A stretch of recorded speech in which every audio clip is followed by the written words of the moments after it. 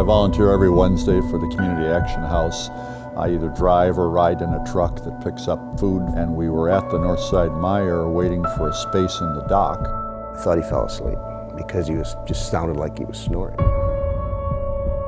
I looked at him and his eyes were open, but he wasn't there. Jay Peters was driving that day. I actually had felt a little run down and had said, "Why don't you drive?"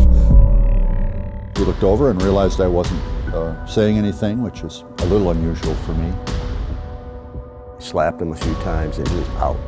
He describes it that he called 911 while he was running around the truck to pull me out. Ottawa County 911. The lady said, "Okay, is he breathing?" I said, "I don't think so."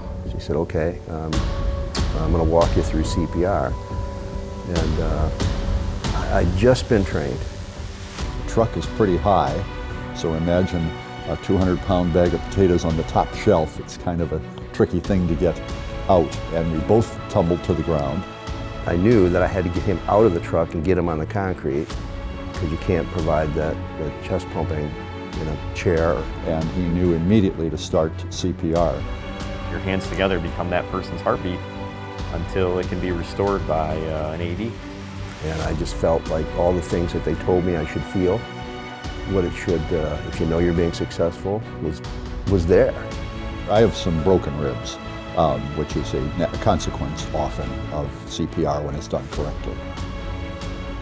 He's a very lucky guy, and I'm a very lucky guy. Everybody's a lucky guy, because I happened to get trained 3 weeks before that.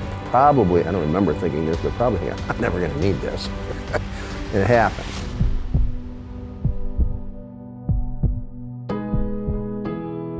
If the person that witnesses a cardiac arrest event can recognize it, can call 911, can start good chest compressions, and is trained on how to use an AED and bring that in and use it, you know, we're working towards, again, that good outcome, that person surviving the event.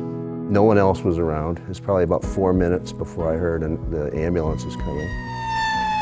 We can be there in a minute, or it can take us upwards of 5 to 6 minutes to get there.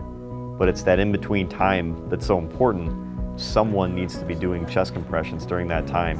Call 911, get to them, start chest compressions, and don't stop until somebody shows up with an AED or the ambulance gets there. It gives us a better chance when we arrive on scene and provide an AED and provide basic life support measures to, again, work towards that good outcome, work towards a person potentially walking away from that event. Where there's an AED, that's key. So where people are trained to have an AED. We are in the process of starting this heart-safe community.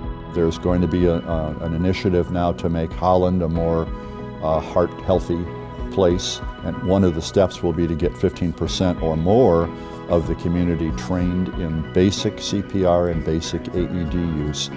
We train people on how to recognize different parts of the AED, what to look at on the AED, how to listen to the AED, and it'll talk you through that sequence, and it'll get you to be able to use it in an effective way.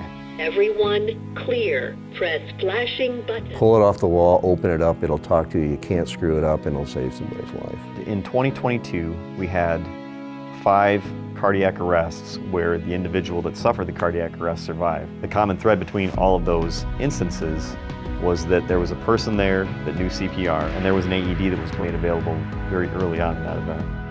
It'll be a pretty aggressive program for a year and a half or so, but to get that designation, I think, would be a good statement for the city of Holland. We think that's important. We have a lot of festivals, we have a lot of gatherings. It's a high mark to achieve, but it's a recognition that the community is willing to put forth effort to train people and teach people how to respond in those cardiac arrest emergencies. The more people know, the better chance all of us have of surviving that experience. My gratitude to Jay is hard to measure. How do you thank someone for saving your life virtually in every way? But he would say that he had the training, he knew what to do, and he did it immediately, and that's really what saved my life.